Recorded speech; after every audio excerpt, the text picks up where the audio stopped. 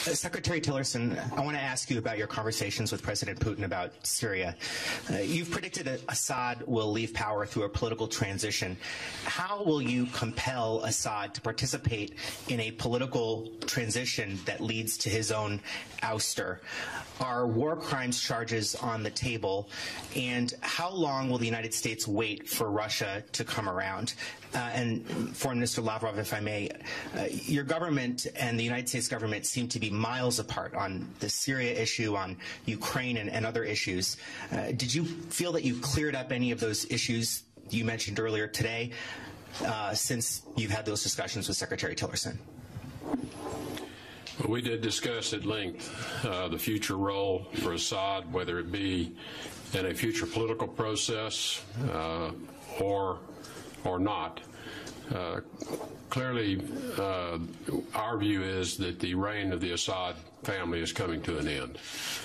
And they have, again, brought this on themselves with their conduct of the war these past few years.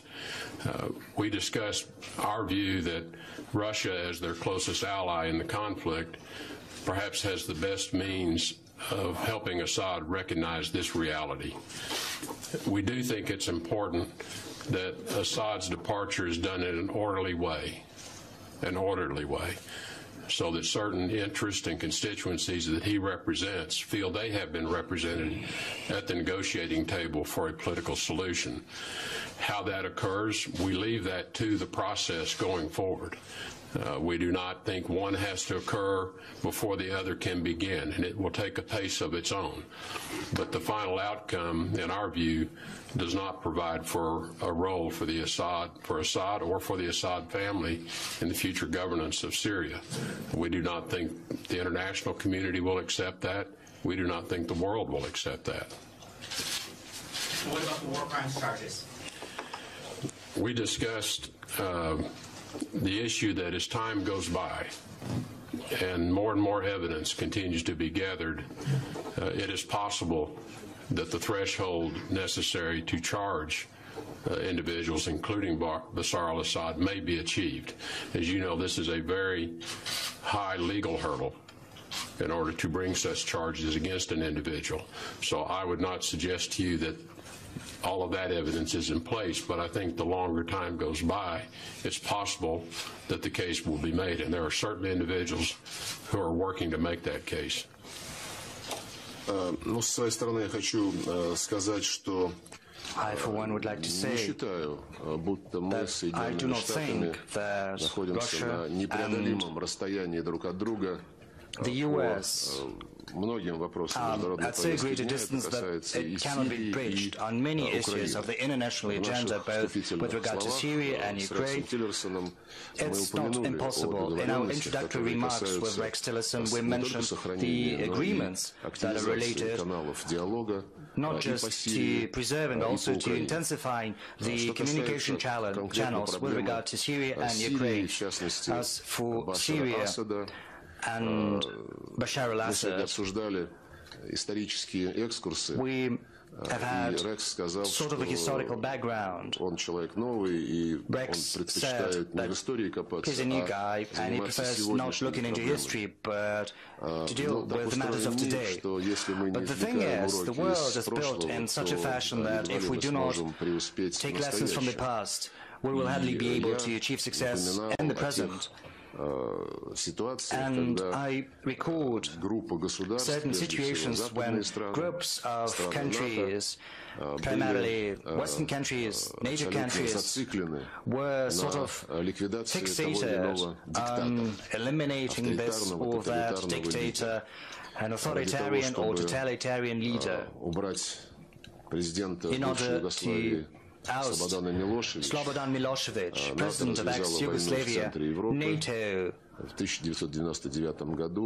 launched a war in 1999 in gross violation of the UN Charter as well as the Helsinki Final Act of the OSCE. The TV station was bombed, which incidentally is a military crime, however you interpret the Geneva Conventions. Residential areas were shelled. The Chinese embassy was also attacked.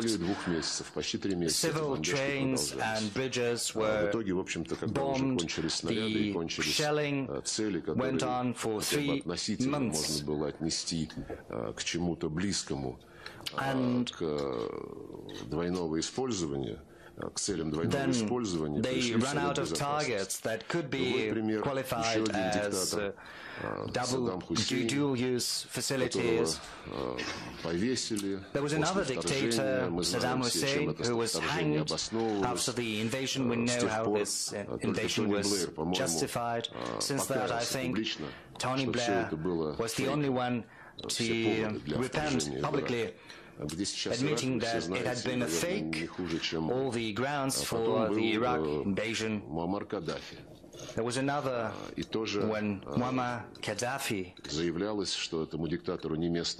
it had been said that there was no place for this dictator in his country. It was said that democracy would prevail, but we know full well what is happening in Libya right now. The Libyan statehood is all but non-existent.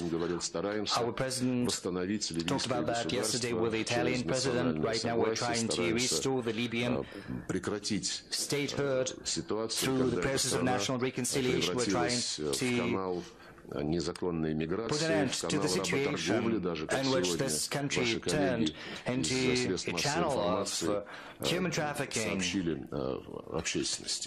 as your media have reported today. Incidentally, there are other examples, not so recent. The president of Sudan, Omar al-Bashir, there has been a warrant for his arrest issued by the International Criminal Court, and several days later the Obama administration decided that in order to settle this problem, Sudan had to be split into 2 parts. South Sudan was established, and the Obama administration tried to help them secure Omar al-Bashir's agreement to this splitting up. President Bashir held his end of the bargain. He cooperated. Sudan was split into 2 parts in accordance with the Obama administration's plan. And right now, Washington insisted that sanctions should be introduced against the country they helped create. So this fixation on trying to oust this or that dictator, an authoritarian or totalitarian leader, is well known to us, and we know how it ends. A successful ouster of a dictator is for me very hard to remember. If you have any examples, I'd be glad if you could share them with me. On Syria, as our president has stated on many occasions, we are not trying to put our hopes on anyone or on Bashar al-Assad or anyone else, as they do in Libya right now.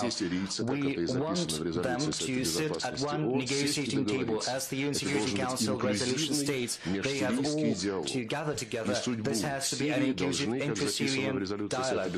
And as the UN Security Council resolution states, the future of Syria has to be determined by the Syrians themselves, without any exemptions. The most important thing is not to eliminate a political leader from the chessboard, so to speak, but to agree on how the country is going to be built. It has to be democratic, it has to be secular, which is something the High Negotiations Committee speaks against.